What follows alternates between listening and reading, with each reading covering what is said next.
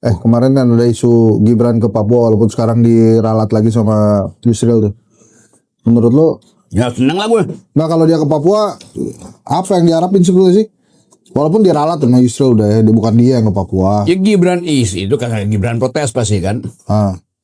Kan Gibran itu mestinya di Papua supaya dia belajar tentang politik dunia. Papua sekarang itu ada center of gravity dari Asia Pasifik tuh gitu. Bener dong harusnya dia ke Papua. Harus supaya dia belajar geopolitik, dia belajar environment ethics, dia belajar ya soal local culture.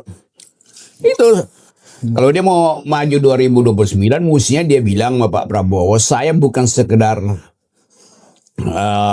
Des Papua, saya ingin punya istana di Papua sampai 2029 saya mau magang di situ, belajar segala macam. Semua belajar mana di situ.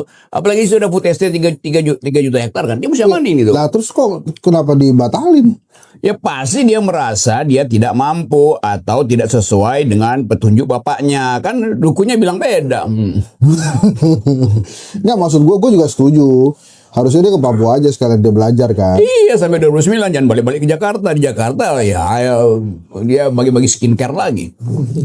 Padahal yang dibutuhkan adalah brain care. Jadi kalau nggak jadi ini, yang rugi tuh dia apa rakyat Indonesia sebetulnya? Dia nggak jadi ke Papua nih. Dia nggak ngapa-ngapain juga, rakyat Indonesia nggak ada ruginya. Justru dia yang mesti belajar sebagai anak muda. Konflik. Gimana ketegangan antara Indonesia dan Australia kan udah deket Australia itu kan. Ya.